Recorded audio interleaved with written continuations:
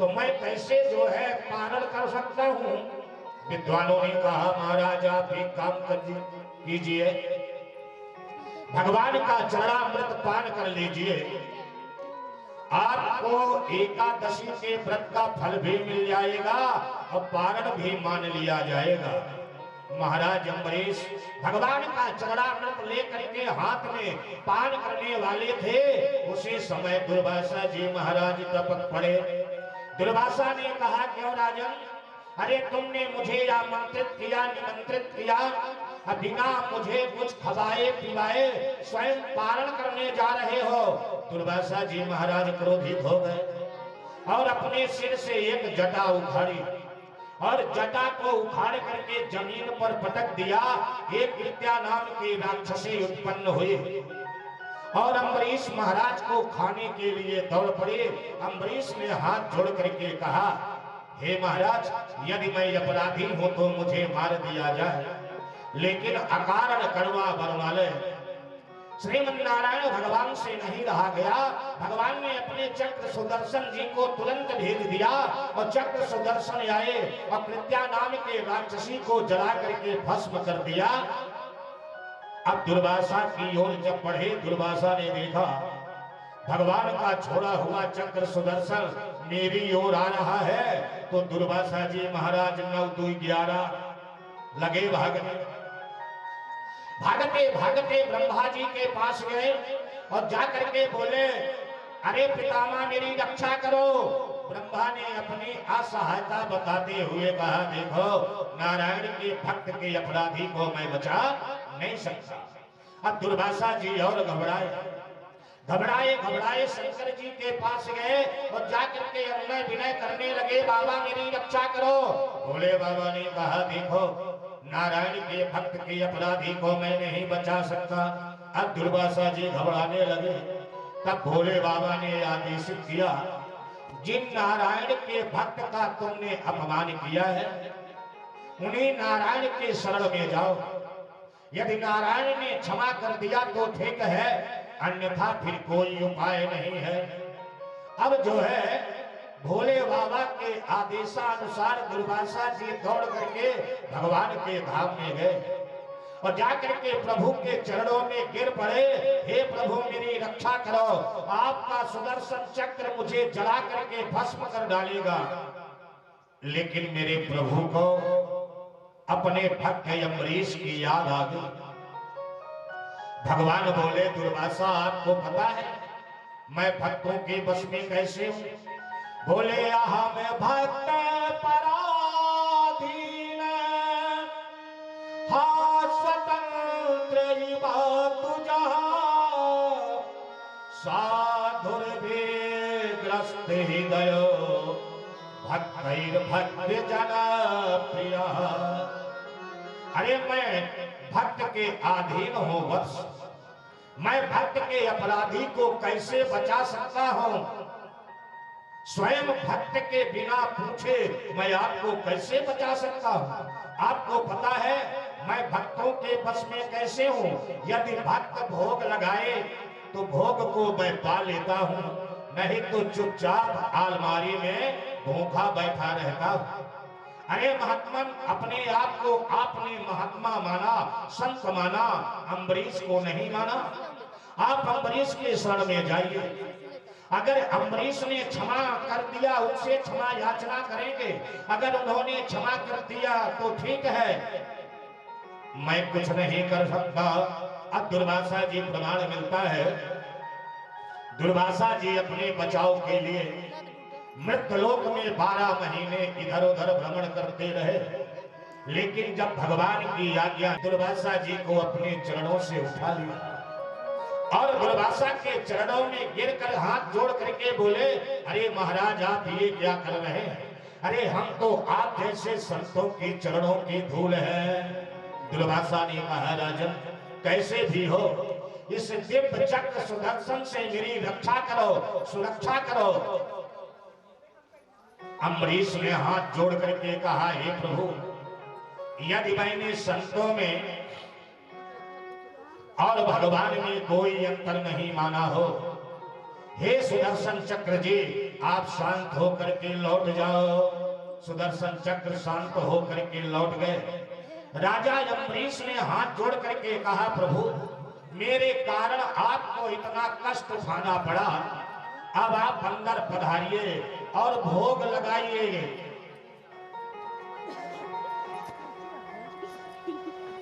ये सुन करके दुर्वासा के नेत्र सजल हो गए। दुर्वासा जी कहने लगे, आहो अनंत दासाना महात्म दृष्टे पद्म में कृतागसोस्पियदिरज मंगलानि समीहसि। आज मैंने भगवान के प्रेमियों का महत्व जाना। जिस राजा को जला करके मैंने मारने का षड्यंत्र किया, वो राजा मेरी सुरक्षा की बहुत सा आशीर्वाद दुर्वासा ने दिया और दे करके चले गए। सूर्यवंश के प्रतापी राजाओं में एक राजा युवनाश हुए। एक बात बताओ, सूर्यवंश की एक विशेषता है क्या? बिना यज्ञ किए किसी के पुत्र नहीं हुआ। सूर्य से लेकर के दशरथ तक अधिकांश राजाओं ने जब पुत्र कामेष्टि यज्ञ किया तो पुत्र की प्राप्ति हुई। और चंद्रवंश, जिस वंश में कन्हैया ने अवतार लिया, इस वंश की भी एक विशेषता है क्या? इनके विवाह में लड़ाई झगड़ा जरूर हुआ है। अगर इनके विवाह में नजर डाल करके देखें तो चंद्रमा से लेकर के द्वारिका नाथ पर्यंत तक इनके विवाह में लड़ाई झगड़ा जरूर हुआ। बाद में सब ठीक ठाक हो गया, लेकिन पहले विवाद जरूर हुआ। राजा युवनाश ने भी पुत्र कामेष्टि यज्ञ किया, लेकिन राजा युवनाश से बड़ी भारी भूल हो गई। रात्रि में राजा युवनाश को बड़ी जोर से प्यास लगी। यज्ञ मंडप में गए और अपने धर्म पत्नी वाले कलश के जल को पी लिया। वशिष्ठ जी ने ध्यान लगा करके देखा और कहा, राजन सब गड़बड़ हो गया। बोले क्या हो गया? बोले अब तो आपके ही पेट से बालक पैदा होगा। अब राजा युवनाश के पेट को चीर करके बालक को बाहर निकाला गया। बालक को बाहर आ गया, लेकिन चिंता होने लगे, इस बालक को दूध कौन पिलाएगा? तो स्वर्ग से देवराज इंद्र आ गए और अपनी तर्जनी उंगली बालक के मुख में दे दिया। बोले बालक ये मेरा दूध पिएगा। इसलिए उस बालक का नाम हो गया मानधाता। मानधाता के पुत्र मुचकुंद हुए, जिनको भगवान कृष्ण ने मुक्ति दिलाई। इसी वंश में आगे चल करके राजा त्रिवंदन हुए, त्रिशंकु हुए, महाराजा हरिश्चंद्र हुए, जो सत्य पालन करने के लिए सर्वस्व बलिदान कर दिया। इसे वंश में आगे चल करके परम विचित्र राजा हुए, जिस राजा का नाम है बाहुक। राजा बाहुक ने भी यज्ञ किया। बड़ी रानी को यज्ञ के द्वारा खीर खिलाया गया। बालक गर्भ में आ गया, लेकिन अन्य रानियों ने बड़ी रानी को विष दे दिया गर्भ में बालक को नष्ट करने के लिए। लेकिन वशिष्ठ जी ने गर्भ में बालक को मरने नहीं दिया, बल्कि वो बालक जब जन्म लिया ना, वो विष उसके सिर पर रखा हुआ था। वशिष्ठ ने कहा, राजन गर्भ सहित उत्पन्न होने के कारण इस बालक का नाम सागर रखता हूं। अब राजा सगर हुए। राजा सगर की दो पत्नी, एक का नाम सुमति, एक का नाम केसरी। केसरी के पुत्र असमंजस हुए। सुमति ने एक मांस के पिंड का जन्म दे दिया। अब सुमति को क्रोध आ गया। सुमति ने लेकर के तलवार उस मांस के पिंड का 60,000 टुकड़ा कर दिया और वही 60,000 टुकड़े मंत्र शक्ति से 60,000 बालक बन गए। राजा सगर ने यश्वमेध यज्ञ किया। यश्वमेध यज्ञ का घोड़ा छोड़ा गया, लेकिन इंद्र ने उस घोड़े को चुरा करके समुद्र के बीच में टापू था, कपिल मुनि का आश्रम था, कपिल मुनि के आश्रम के पीछे घोड़े का बांध दिया। और जब घोड़ा को बांध करके चले गए, अब सुमति वाले जो पुत्र है यत्र तत्र घोड़ा को खोजा, कहीं भी घोड़ा नहीं मिला। तब समुद्र को खोदना प्रारंभ कर दिया। इसका नाम पहले समुद्र था, लेकिन राजा सगर के पुत्रों ने खोद करके इतना लंबा चौड़ा बना दिया, इसलिए इसका नाम सागर पड़ गया। समुद्र को खोद करके कपिल मुनि के आश्रम में गए और कपिल मुनि के आश्रम के पीछे घोड़े को बंधे देखा, बस मुनि को चोर समझ लिया और चोर समझ करके लातों से प्रहार कर दिया। और कपिल मुनि ने जैसे ही अपने नेत्र को खोला तो सुमति वाले जो 60,000 पुत्र थे सब जल करके भस्म हो गए। असमंजस के पुत्र अंशुमान ने कपिल भगवान की बड़ी भारी तपस्या किया और कपिल भगवान की जब तपस्या की, कपिल भगवान प्रसन्न हो गए और अंशुमान को आदेशित किया कि वामन भगवान के चरणों से प्रगटे जो श्रीमती गंगा जी है, अगर उस गंगा जल का स्पर्श हो जाए तुम्हारे पूर्वजों की मुक्ति हो जाएगी, सदगति हो जाएगी। ब्रह्मलोक से गंगा जी को लाने के लिए अंशुमान ने बड़ी भारी तपस्या की, लेकिन वो गंगा जी को नहीं ला सके। तब उनके पुत्र दिलीप ने भी गंगा जी को लाने के लिए बड़ी उग्र तपस्या किया, लेकिन वो भी गंगा जी को नहीं ला सके। तब उनके पुत्र भगीरथ ने गंगा जी की बड़ी भारी तपस्या किया। गंगा जी 3 शर्त मनवा करके मृतलोक में आई। गंगा जी ब्रह्मा के कमंडलों से निकल करके सर्वप्रथम जो है ध्रुवलोक में आई, फिर सप्त ऋषि मंडल में आई, फिर शिव जी के जटा में यज्ञ किया।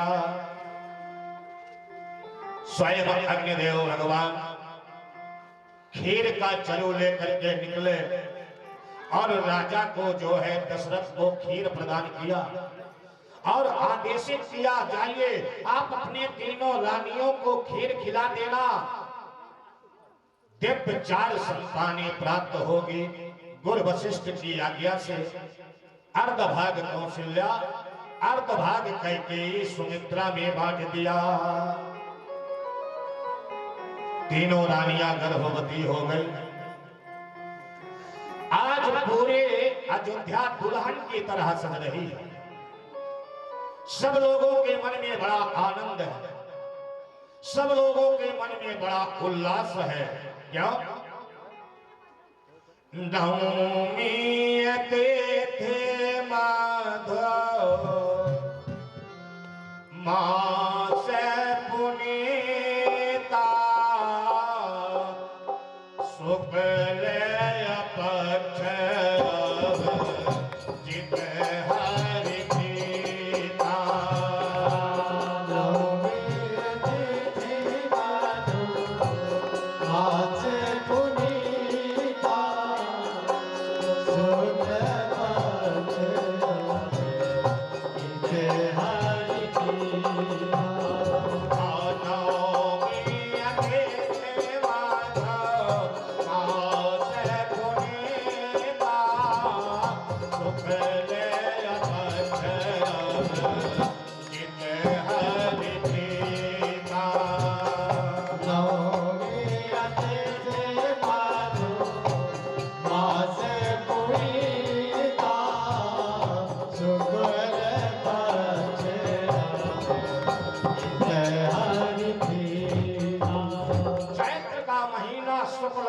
नवमी तिथि अभिजित मुहूर्त दिन के ठीक 12 बजे भगवान श्री राघवेंद्र सरकार का प्राकट्य हुआ।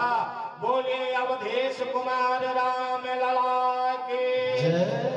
बड़ी सुंदर राघवेंद्र सरकार की झांकी है। राघवेंद्र सरकार के झांकी का आप सब लोग दर्शन करना। बोले शशांक जात्रा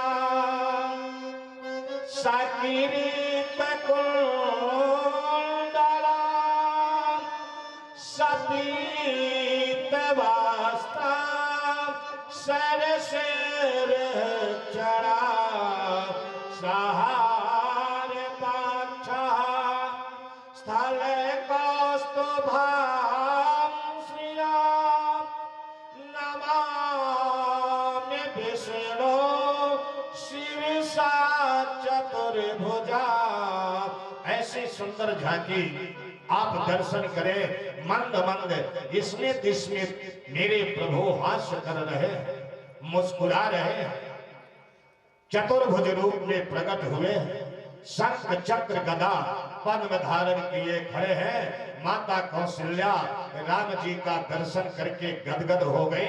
लेकिन एक बात किसी को पता नहीं कि राम जी का प्रागट्य हो गया। दशरथ को पता नहीं, किसी सैनिक को पता नहीं, किसी मंत्री को पता नहीं, किसी दासी को पता नहीं। अगर पता है तो केवल माता कौशल्या को। इसीलिए संतों ने कहा है कौशल्या हितकारी। माता ने दर्शन किया, माता ने दर्शन किया। भगवान राम ने कहा मां आपको याद है ना, पूर्व जन्म में आपने मेरी बड़ी तपस्या की थी और आपने आशीर्वाद मांगा था कि चाहूं तुम समान सुता प्रभु सन कवन दुरा। आप मेरे समान पुत्र चाहते थे ना, तो मैंने विचार किया आप शरीर से खो जाओ कहाँ जाई। आप शरीर से खो जाओ कहाँ जाई। बेटा बेटाना ओ माया बेटा बेटाना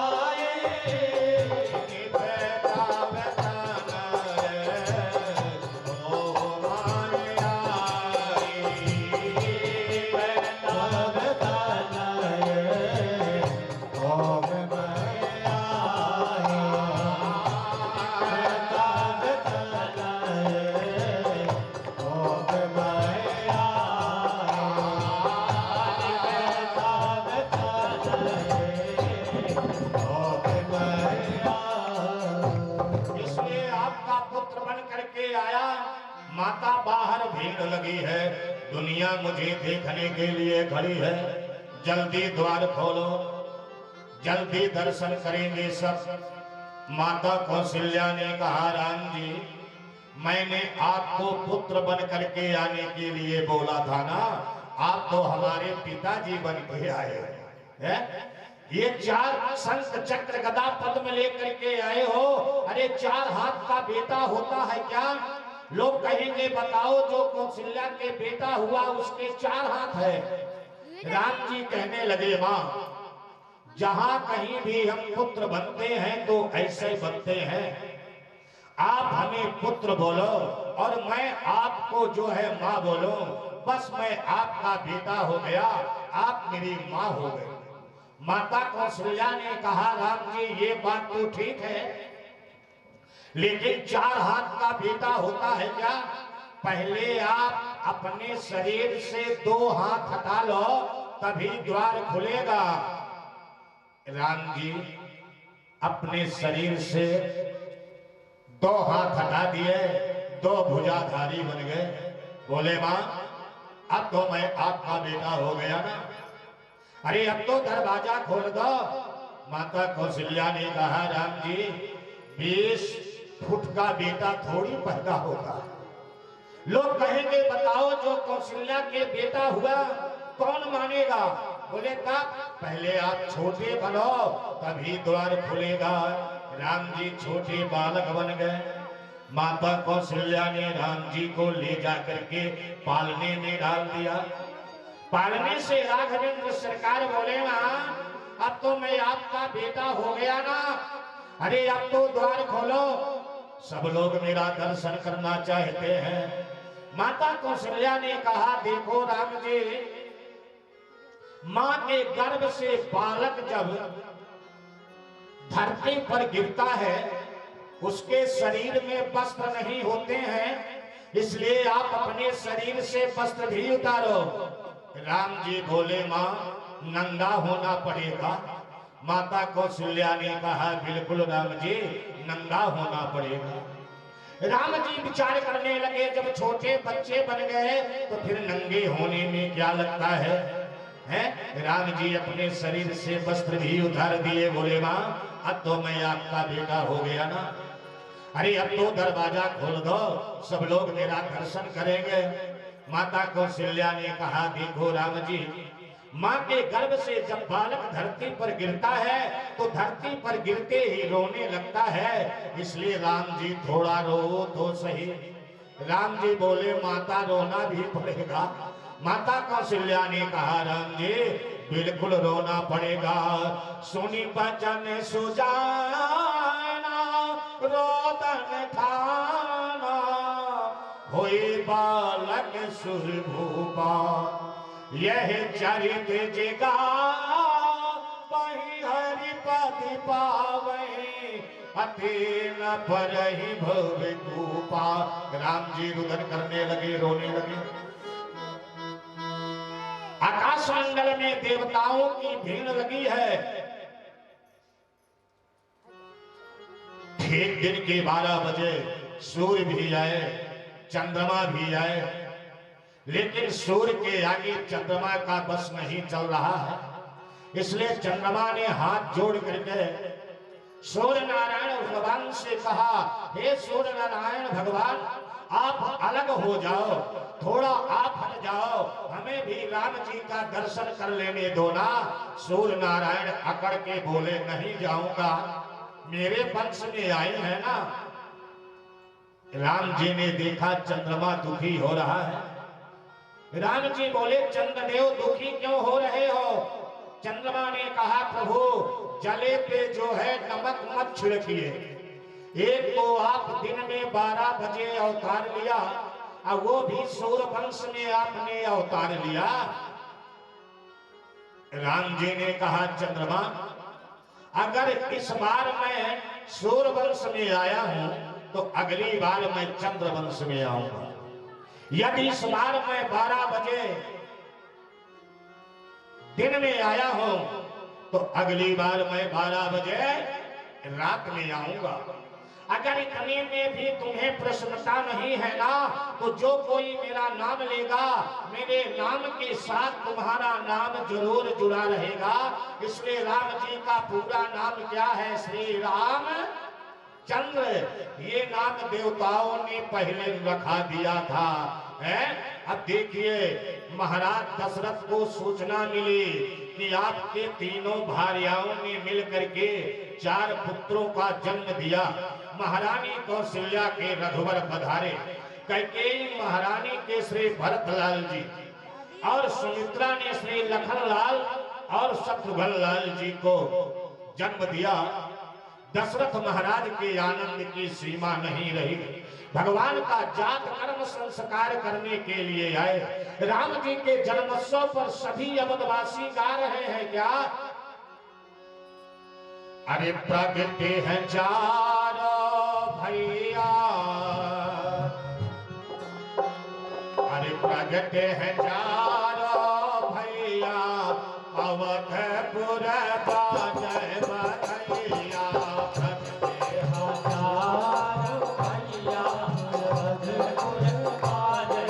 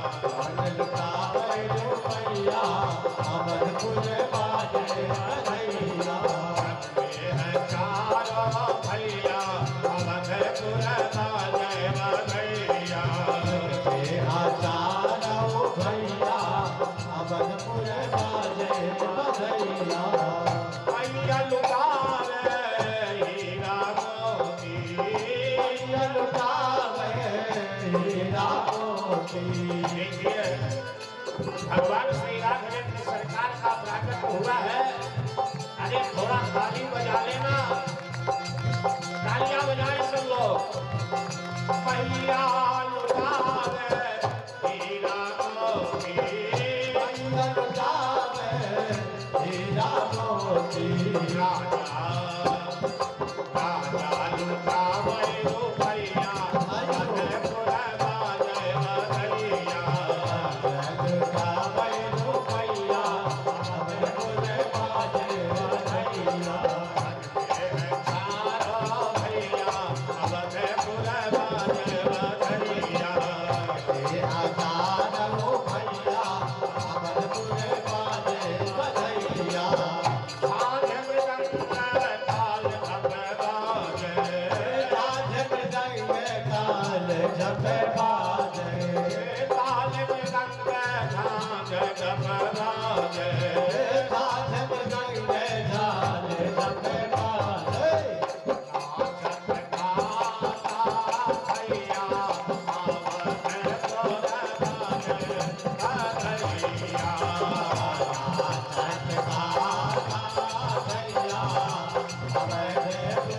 Bye.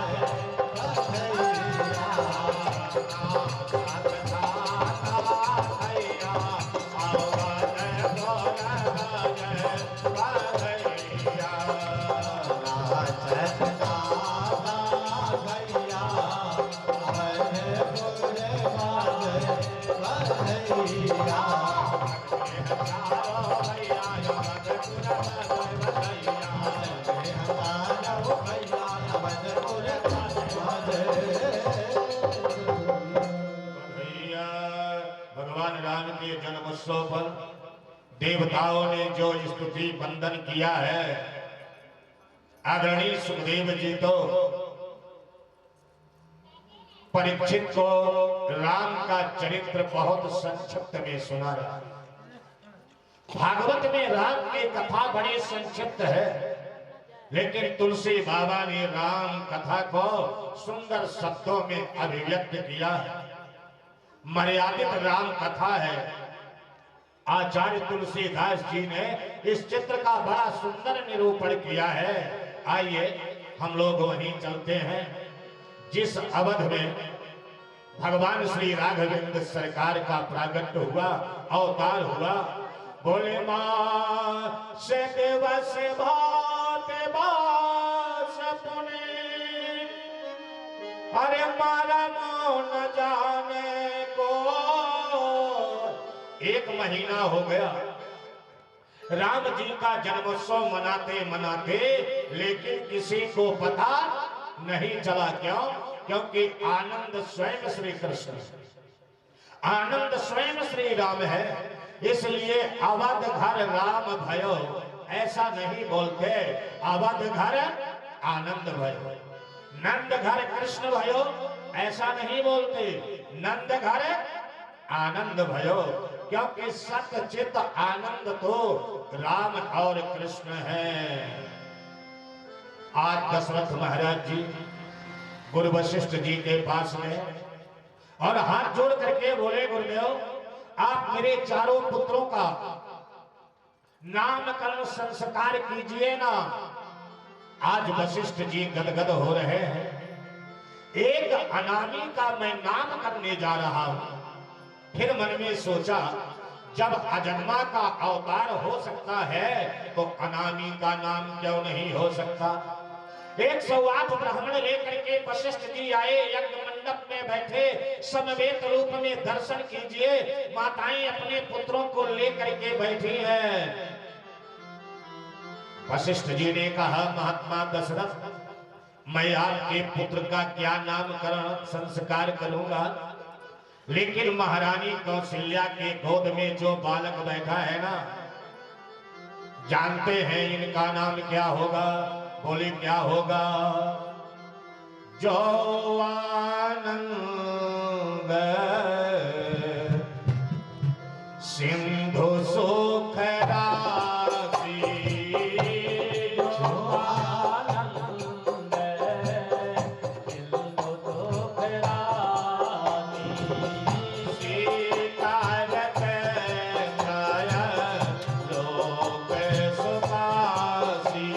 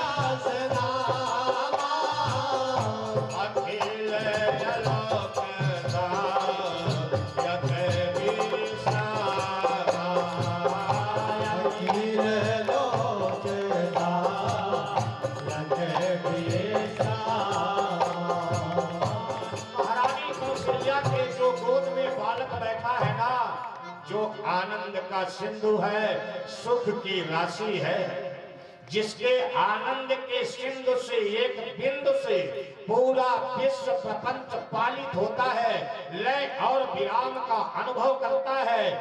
ऐसे आपके ज्येष्ठ पुत्र का नाम श्री राम रखता हूं।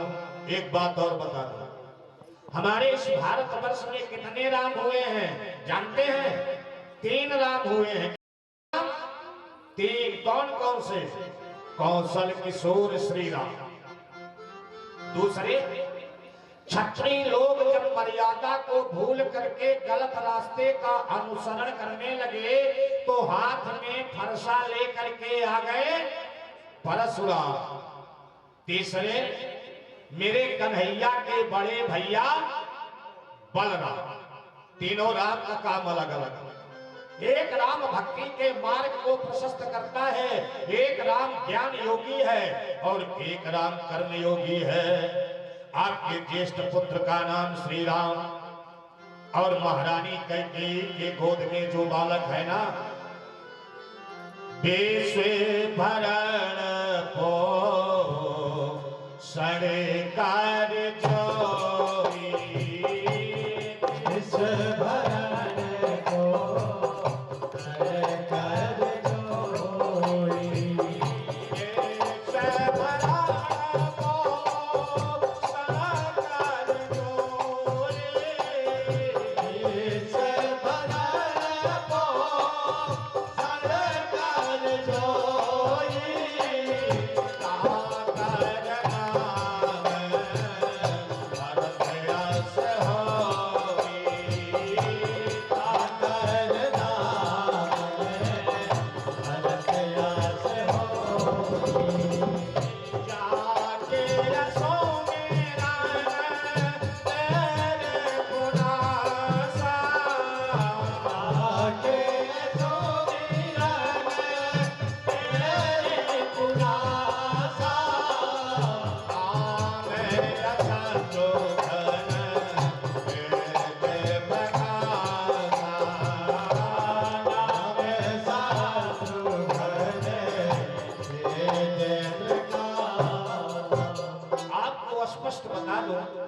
स्वयं नारायण तो राम जी हुए।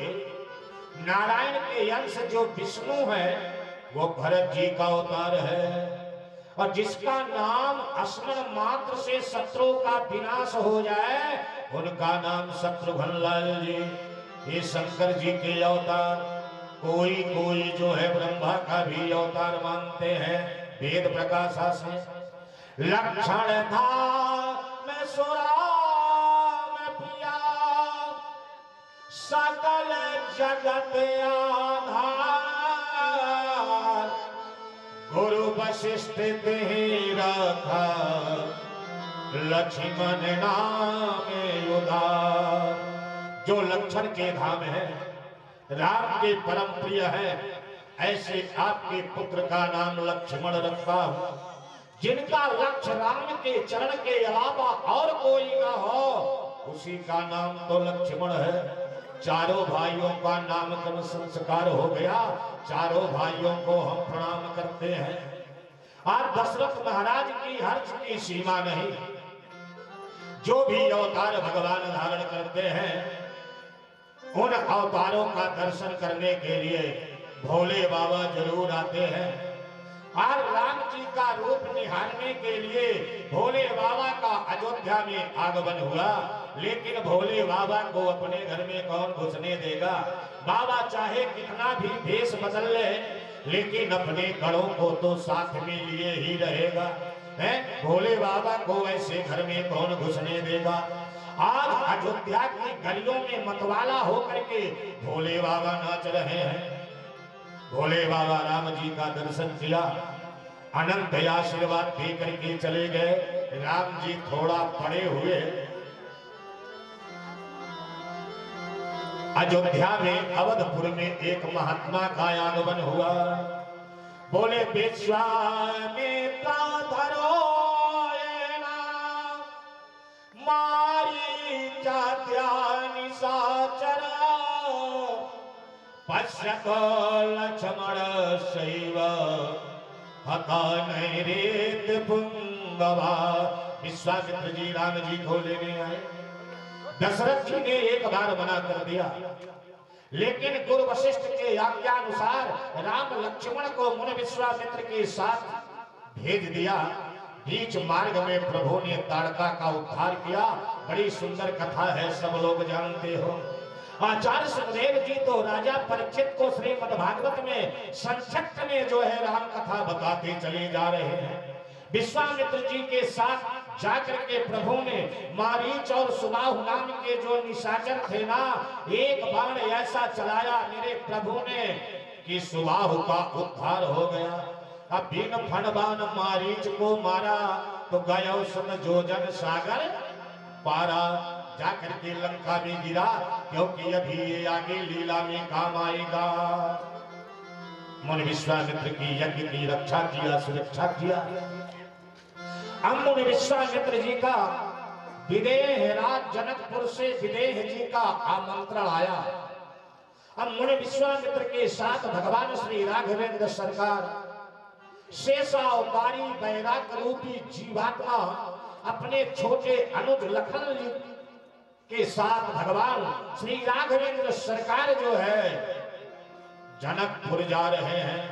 मेरे रघुवर का जनकपुरी में पादार्पण हो रहा, बड़ा सुंदर दृश्य है। बीच मार्ग में मेरे प्रभु ने अहिल्या का उद्धार किया। आगे बढ़े, गंगा जी मिली। मुनि विश्वामित्र ने गंगा अवतरण की कथा सुनाई। श्री राम, तुम्हारे पूर्वज की लाई हुई ये भागीरथी गंगा है। राम जी ने गंगा स्नान किया, गंगा पूजन किया। मुनि विश्वामित्र जी राम जी को लेकर के जनकपुरी पहुंच गए। जनक महाराज को सूचना मिली, गांव तने मुनि विश्वामित्र जी आए हैं। मिलन गया उन्हें विप्र समाजा, ब्राह्मणों का समाज लेकर के अगवानी करने के लिए गए। ते ही अवसर आए दो भाई। जनक जी ने मुनि विश्वामित्र जी को प्रणाम किया। उसी समय भगवान श्री राघवेंद्र सरकार का आगमन हो गया। मुनि विश्वामित्र को प्रणाम करके जनक जी ने प्रश्न किया, अरे कहा हो नाथ सुंदर गोपालन, कहा हो नाथ सुंदर गोपालन, मुनि कुल तिलक के नित्य कुल पालक, मुनि कुल तिलक के नित्य कुल पालक। मुनि विश्वामित्र को प्रणाम करके महाराज जनक जी ने कहा, महाराज जल्दी बताइए। जनक जी ने कहा, क्या बताऊं? बोले, ये कोई मुनि कुमार है या कोई राजकुमार है? विश्वामित्र ने कहा, आप तो ब्रह्म ज्ञानी हैं, आप अपने ब्रह्म ज्ञान से पहचान लीजिए ये कौन हो सकते हैं। जनक जी ने कहा, मेरा जो ब्रह्म ज्ञान है ना तो ये कहता है। विश्वामित्र ने कहा, क्या कह रहा है? जनक जी ने कहा, मेरा जो अनुभव है, ब्रह्म जने गाव नेत कह गावा, उभय भेष धरी की सोयावा। मेरा जो ब्रह्म ज्ञान है, निगम माने वेद, वेदों ने जिस ब्रह्म की नेत नेत करके चर्चा की, वर्णन के, वही मनुज रूप धारण करके साक्षात पृथ्वी पर आ गया है। विश्वामित्र ने कहा, जनक जी, आपने हमें जलपान के लिए नहीं पूछा, बैठने के लिए नहीं कहा, और इन बालकों का परिचय पूछने लगे। जनक जी ने कहा, महाराज एक बात बताऊं, ये जो सांवली वाली मूर्ति है ना, ये सांवली वाली मूर्ति बड़ी गजब की मूर्ति है। बोले, सांवली वाली मूर्ति में आपने क्या गजबता देखे? बोले, मूरत मधुर, ये मूर्ति बड़ी मधुर है। विश्वामित्र ने कहा, अरे आपको जो है विदेह राज, जिसको अपने देह का ही ना भान हो, राधे राधे, अरे जिसको अपने देह का ही ना भान हो, उसे तो ही विदेह कहते हैं। तो आपको मधुरता का भान कैसे हो गया? बोले, ये मूर्ति मधुर तो है, लेकिन मधुर के साथ साथ बड़ी भारी विशेषता है। क्या? बोले, मूरत मधुर मनोहर दे अभय विदेह विदेह विषेकी। ये मूर्ति बड़ी मधुर है लेकिन मनोहर, मन को हरण करने वाली है। विश्वामित्र ने परिचय दिया, ये दो दशरथ के जाए, अम्मा में हित लागी नरेश पठाए। ये दोनों दशरथ के पुत्र हैं। सांवले का नाम श्री राम है और गौरी का नाम लखनलाल है। मुनि विश्वामित्र ने एक अवराई में जो है मुनि विश्वामित्र की जनक जी ने एक अवराई में समुचित व्यवस्था कर दिया। रात बीती प्रातः कालीन हुआ, गुरु के पहले जगतपति जागे राम सुजा। स्नान इत्यादि से जब निवृत्त हो गए,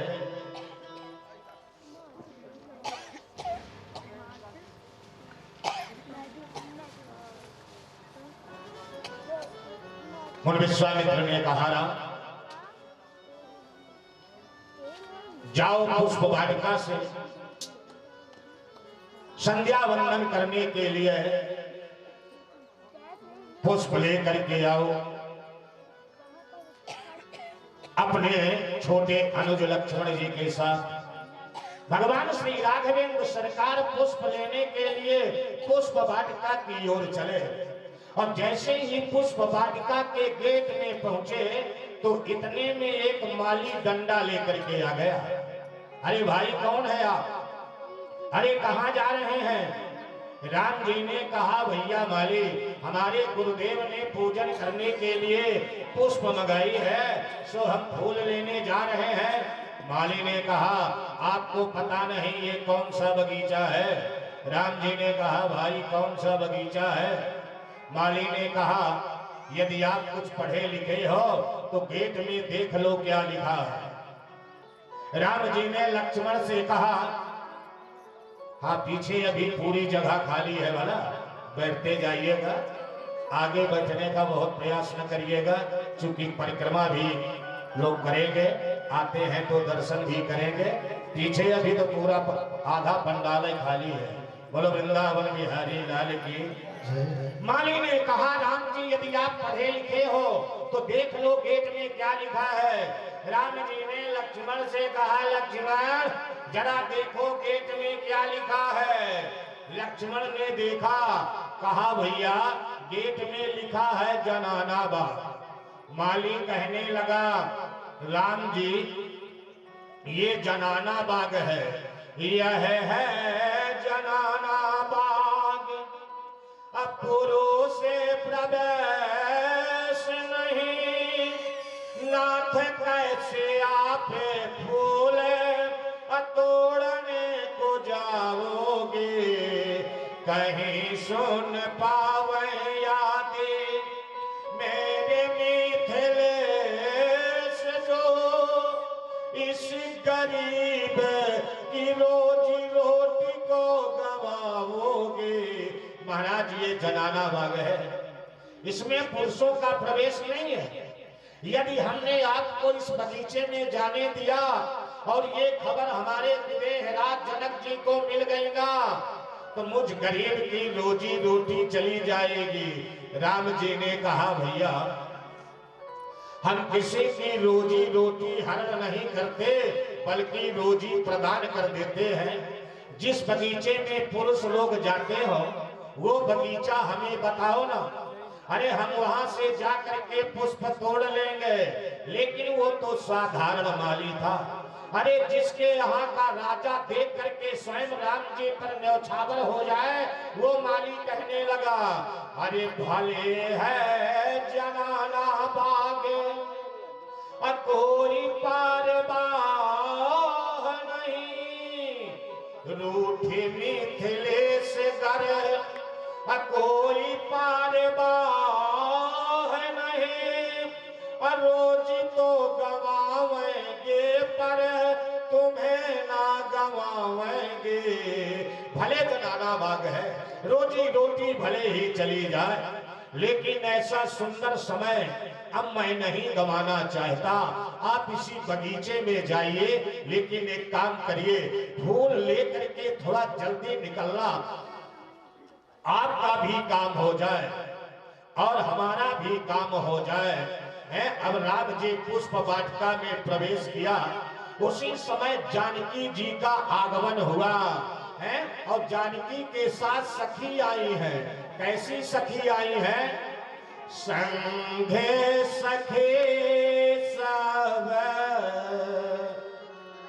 सौभाग्य सयानी गावहि गीत मनोहर वाणी।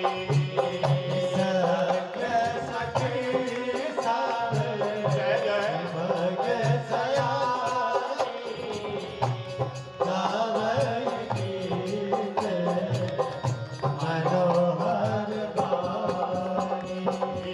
सांग सखी सब सौभाग्य सयानी गावहि गीत मनोहर वाणी।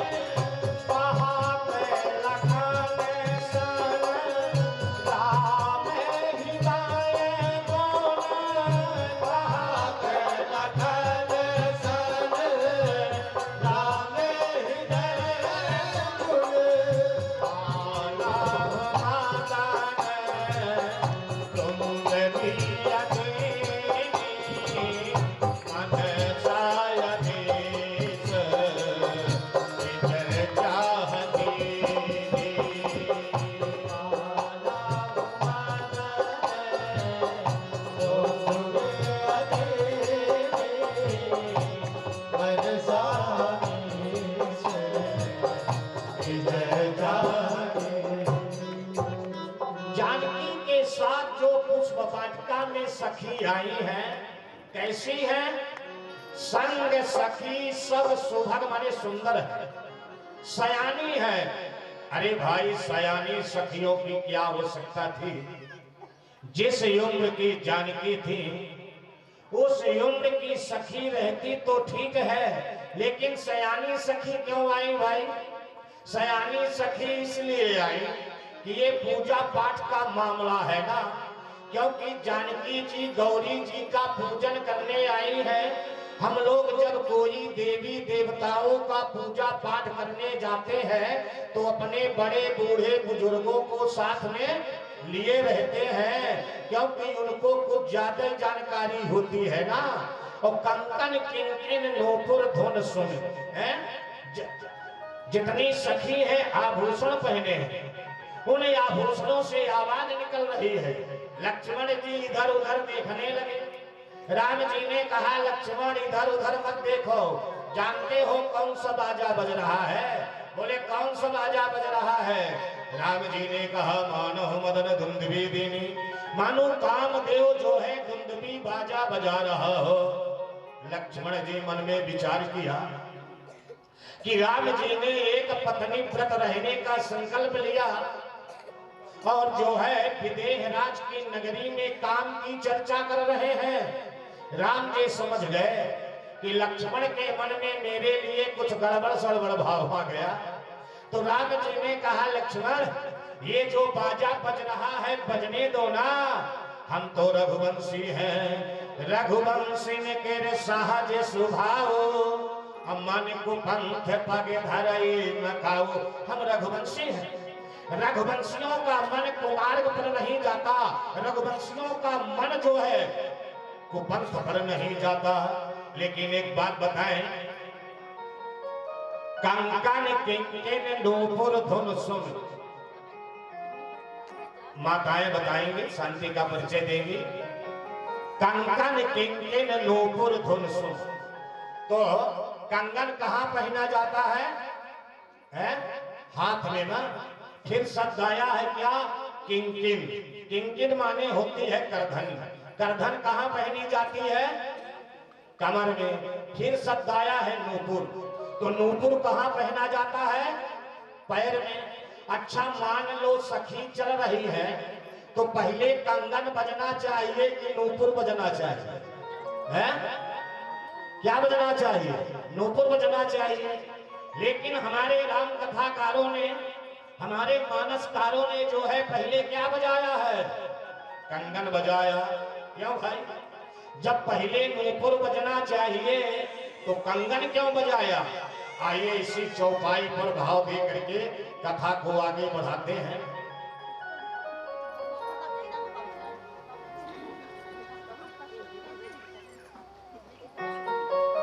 बोलिए वृंदावन बिहारी लाल की जय हो। जानकी जी जब पुष्प वाटिका में पहुंच गई ना, तब अपने स्पेशल सखी से कहा, बहना अरे जाओ जो है वाटिका से पुष्प चुन करके लाओ, तोड़ करके लाओ, गौरी जी का पूजन करना है ना।